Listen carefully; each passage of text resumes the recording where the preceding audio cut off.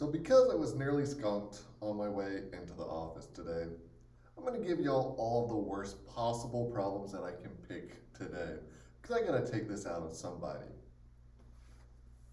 To start off with, I thought we'd look at this sine of pi over 12. What we want to do, oh, by the way, welcome to lecture 12 of trig. What we want to do is we want to calculate what the sine of pi over 12 is without using a calculator. So to do that, we might look at this and think, well, I can break up pi over 12. That might be useful.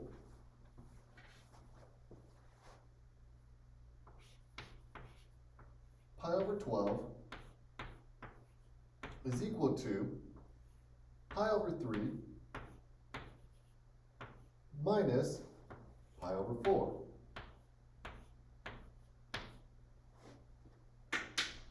Okay. Well, if that's the case, then what we really got is the sine of pi over 3 minus pi over 4.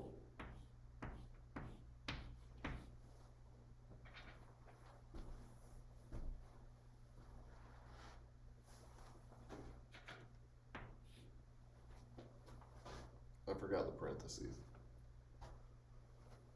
Well, looking at this, it's still not obvious what to do, is it? Like, it just got uglier. That is until we open up the notes and we find the nice table on the second page of the slides for section 2.4. In that, you'll find that there's a formula for sine that kind of looks like this. The formula I'm talking about is the sine of u minus v is equal to the sine of u times the cosine of v minus the cosine of u times the sine of v. All right. So we want to use this identity, this formula, to solve this problem. Well, to do that, we're going to need to identify our u and our v. Our u here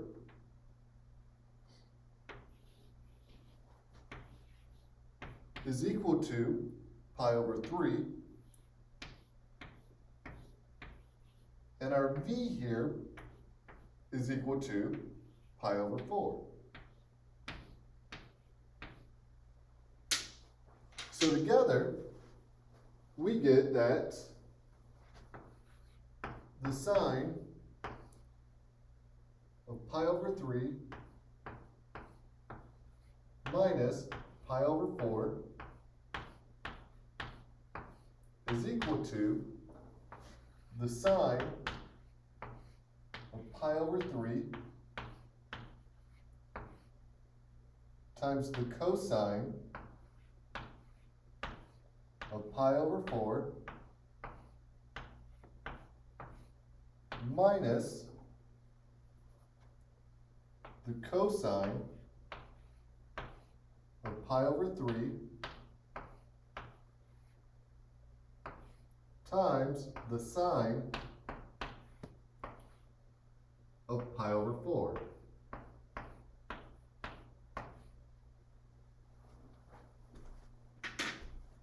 Okay, so just looks uglier.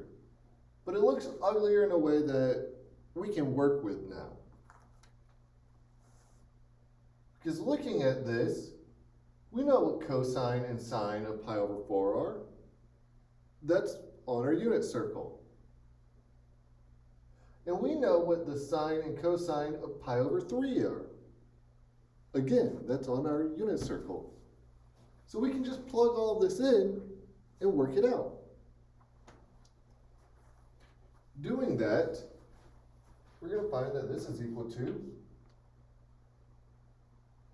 square root of 3 over 2 times the square root of 2 over 2 minus 1/2 times the square root of 2 over 2, which we can now reduce down. We can combine the radicals, and we can multiply the square root of 2 by 1. What we're going to find then is that this is equal to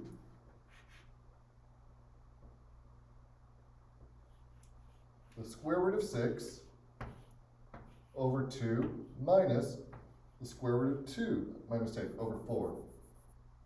Square root of 6 over 4 minus the square root of 2 over 4, which is going to come out to be the square root of 6 minus the square root of 2, all of that over 4. And that's it. That's all we've got for this. So this is pretty much what we're going to be talking about today. All the different formulas that exist on, again, that nice little table.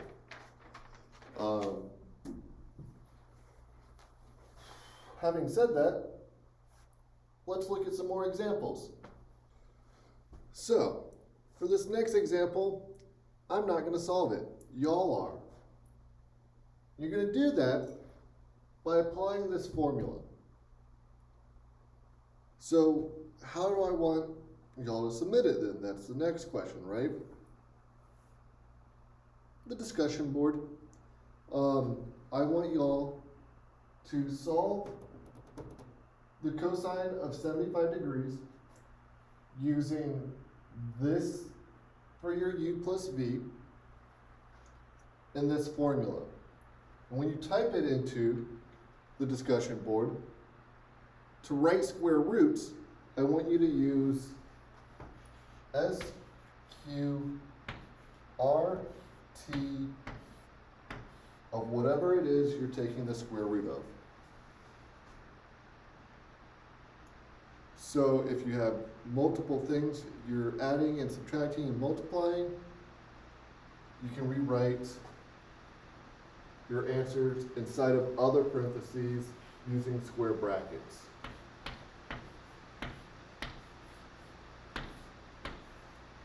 So maybe something like that, right? Where this is the square root of, I don't know, say x plus 4, all inside the square brackets, divided by pi. So I want you to use that sort of notation to type this into the discussion board. Having said that, let's look at another problem. Like I said, I've got to take those frustrations out on y'all. I know it stings. God, that's a good pun. I nearly get skunked and I get to make a stink joke. Dad jokes all day.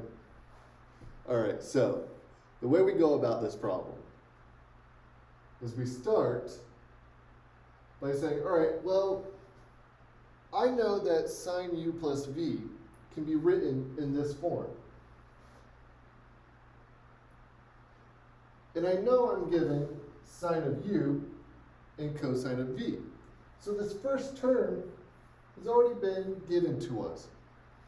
But we don't know, based on the information provided, what these other two terms are yet. We're going to have to find cosine of u and sine of v based on the information given.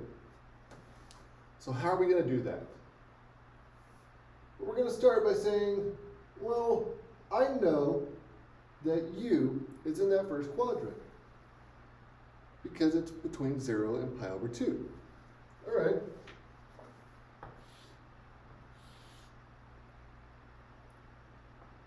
U is in this first quadrant.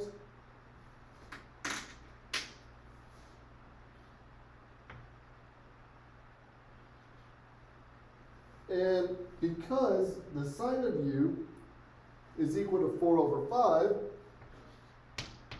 sine of u is equal to 4 over 5, which is really equal to the opposite over the hypotenuse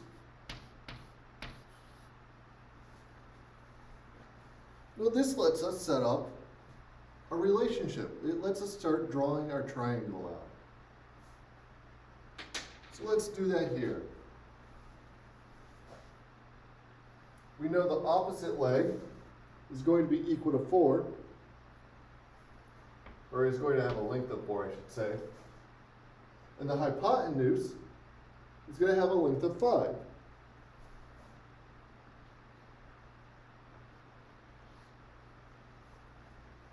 Now, using this information, we can figure out what the adjacent leg is.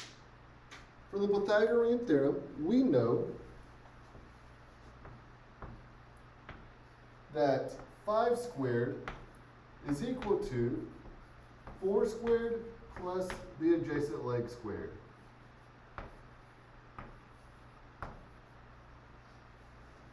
Well, of course, we can subtract 4 from both sides, or 4 squared from both sides, apply the square root, and get the length of the adjacent leg. So let's do that.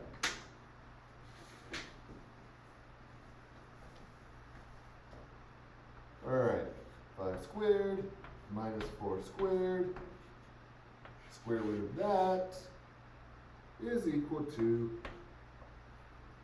the adjacent leg.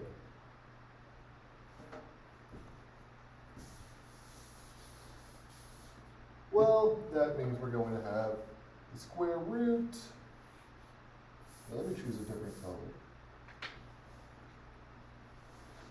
Square root of 25 minus 16. This is going to be the square root of 9 .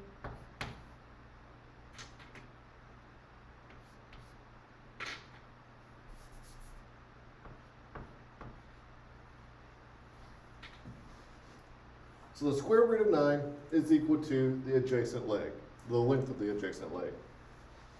And because we're in the positive x-axis, where we're on the right side of everything, we know that that's going to be a positive value. So we can just plug in 3 here. So we've got now our adjacent leg. We've got our opposite leg, and we have our hypotenuse. That means we can find out what cosine is, right? Cosine is just the adjacent over the hypotenuse. So the cosine of u is going to be 3 over 5. Dope. This means cosine of u is equal to 3 over 5.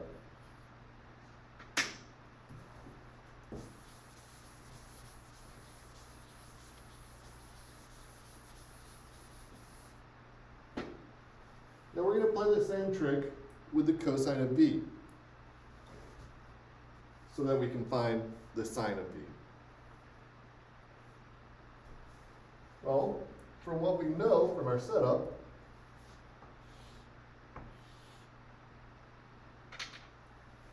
v is between pi over 2 and pi, so it's in this quadrant, right?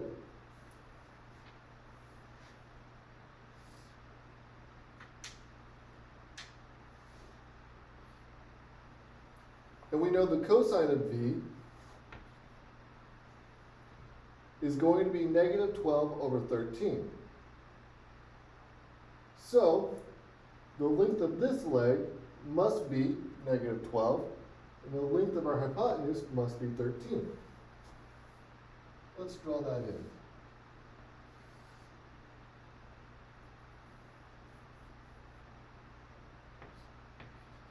-13, -12. Well, using this then, and applying that same trick as last time, we can find out what this opposite leg is. This opposite leg is going to be equal to the square root of 13 squared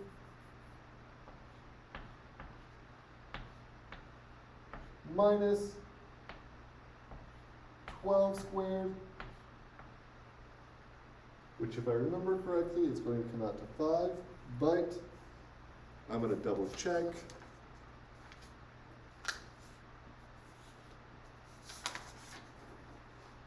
And it does. Dope. Awesome. So this length is 5. All right, well, now we have the hypotenuse, the adjacent leg, and the opposite leg, all of their lengths. So we can set up a sine now. From this, we get that the sine of v is equal to 5/13.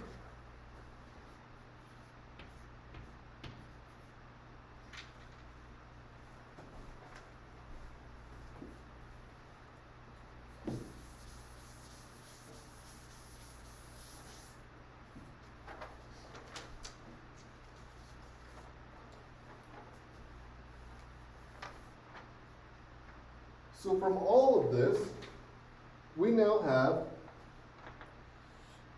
our first two terms, our first term, and we have our second term.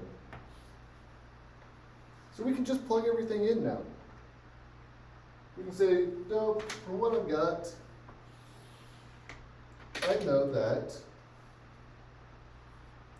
sine of u plus v is going to be equal to sine of u times cosine of v. So that's going to be 4/5 times -12/13 plus cosine of u times the sine of v. Cosine u is 3/5. Sine of v is 5/13.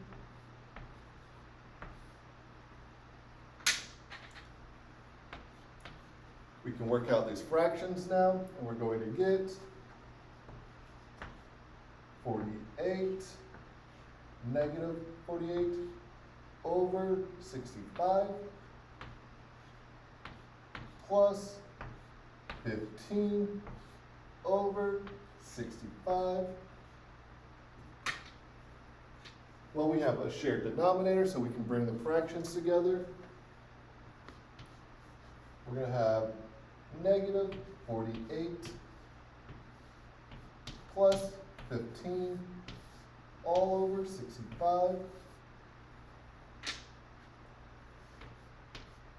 which is going to give us -33 over 65.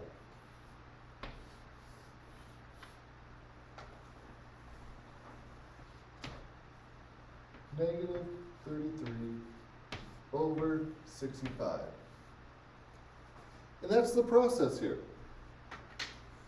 All we do, we say based on what we know, we can put where u belongs in our coordinate system. We can set up a fraction, our triangle, based on our sine of u. And then from that, we can figure out what cosine of u is. Similarly, we can do the same similar thing with cosine of v to find out what sine of v is. Once we do that, we have all of our terms. Now notice,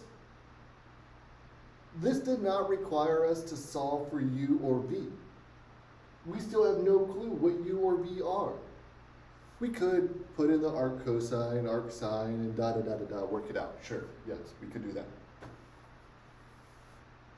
But we didn't need to. We were still able to find what sine of u, what cosine of u and sine of v were. And from that, we were able to find what sine of u plus v was, without ever knowing the angle. Pretty dope, actually. Having said that, let's check out another problem. So for this problem, what we want to do is we want to whittle the cosine of the arctangent of 1 plus arc cosine of x. We want to whittle all of this down as far as we can get it. We want it to be as simple as it can be. So how are we going to do that? Well, we're going to start by declaring what our u and our v are. Okay, that's pretty straightforward. U we can set to be equal to the arc tan of 1. And v we can set equal to the arc cosine of x.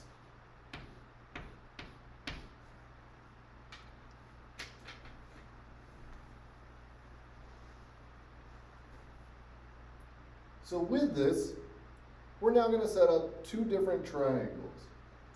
The first one is going to be to solve for cosine and sine of u. And the second one will be to do the same thing, but for our angle v. So let's work with u.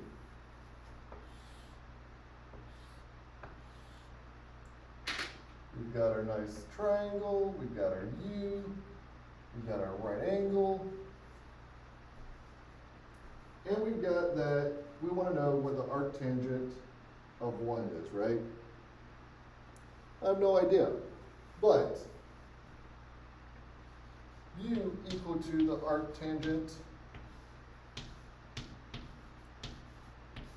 of 1 tells us that the tangent of u is equal to 1. But the tangent of u is equal to the opposite over the adjacent. So what this really tells us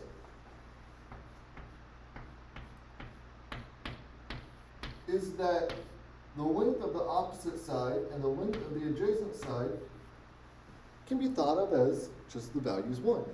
They have length 1. So the opposite side, the adjacent side. If that's the case, then the hypotenuse must be the square root of 2.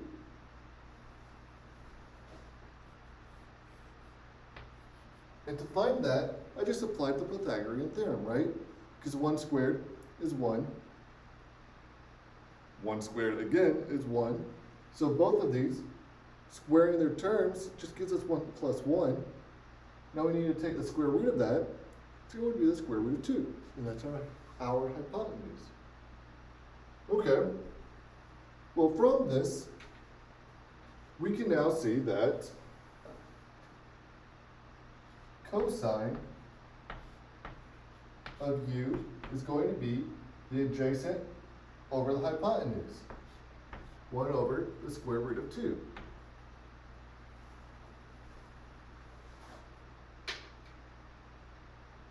And the sine of u is going to be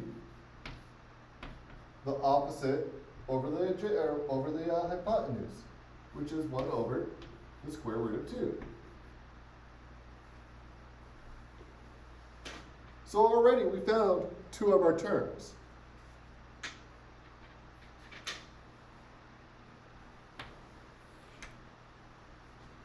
The first one we found was cosine of u which is equal to 1 over the square root of 2.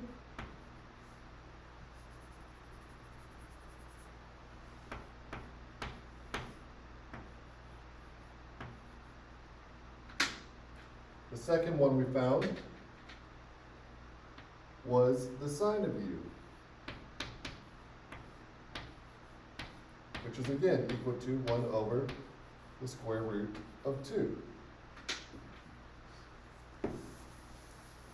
Now, we want to do the same thing, but for v.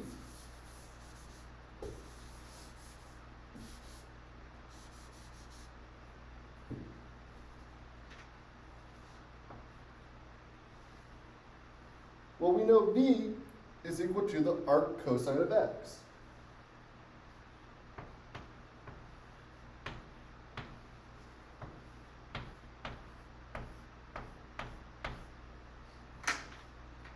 Which tells us then that the cosine of v is equal to x. Well, cosine is equal to the adjacent over the hypotenuse, and we can rewrite this as being equal to x over 1.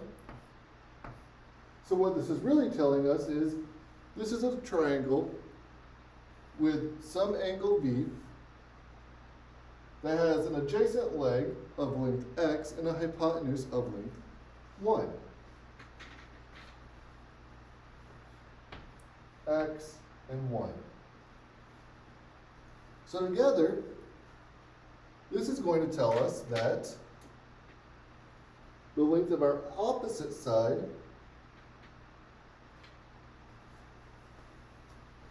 is the square root of 1 squared minus x squared, which is really just the square root of 1 minus x squared.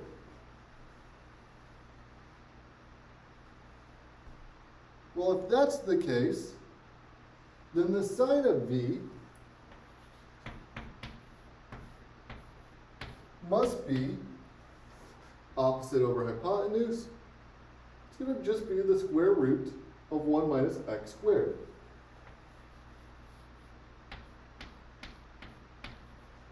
So let's write that down over here. We found first cosine of v is equal to x, and then we found the sine of v is equal to the square root of 1 minus x squared.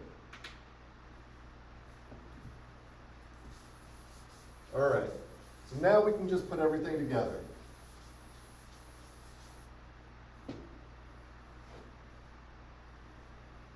Now we can say, using this development of cosine of u plus v is equal to the cosine of u times the cosine of v minus the sine of u times the sine of v. Since we found all of these different terms, we can now put them together and find out what the solution is. And what that's going to look like now is going to be like this. We've got cosine of u is 1 over the square root of 2 times cosine of v is just x minus the sine of u is 1 over the square root of 2, and the sine of v is just going to be the square root of 1 minus x squared. Now notice we can simplify this just a little bit. We can put all these over the square root of 2. So we've got x over the square root of 2 minus the square root of 1 minus x squared over the square root of 2 .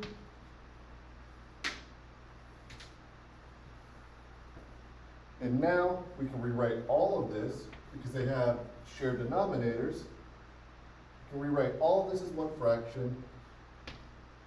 And that fraction will be x minus the square root of the quantity 1 minus x squared, all divided by the square root of 2.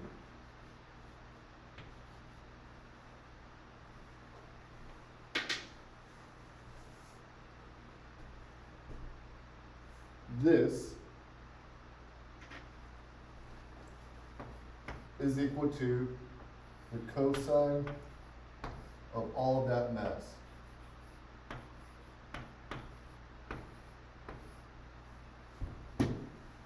This is mess. And this is equal to all of this, right? That's it. That's all I've got for this problem. But wait, there's more.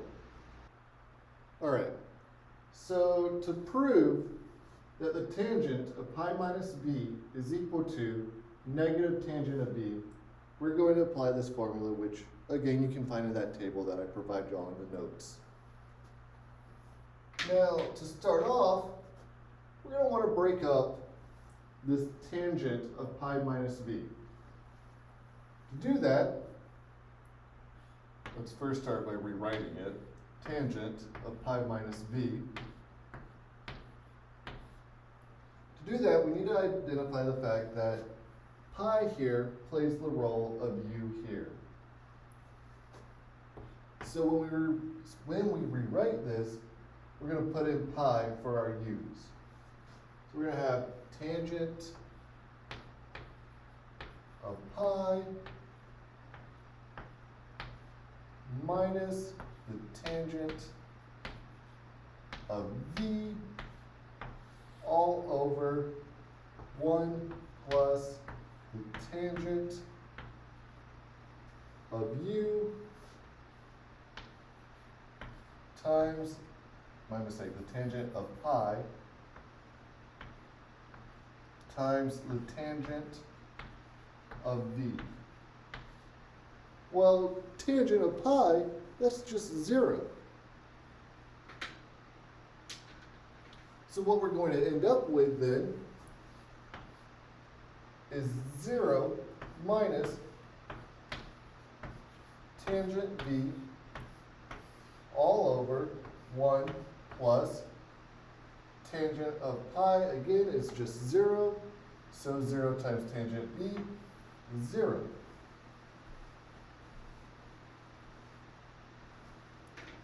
And finally, we can reduce this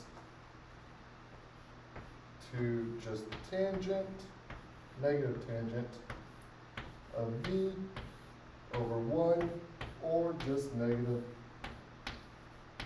tangent of v. That's all she wrote. That's how we go about this problem. So you'll notice a theme now. Typically, all this is about your setup, right? And we might use a geometric method like we did with the triangles in the actual coordinate plane. But once we have our setup done, it's just algebra. That's all we did here.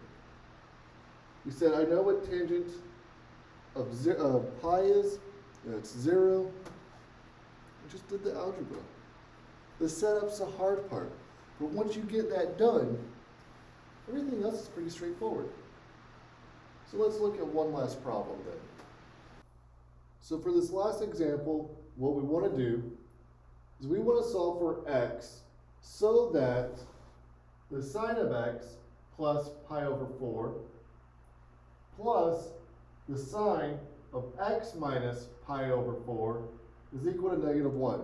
We want to find all the x values that satisfy that. Well, to do that, we apply those identities we've been talking about. We get that this first term, this first set of parentheses here, belong to sine of x plus pi over 4, and the second two belong to the sine of x minus pi over 4. So we've expanded it out. when we did, we said, all right, well, cosine x sine pi over 4, these two terms cancel out. This one's positive, this one's negative.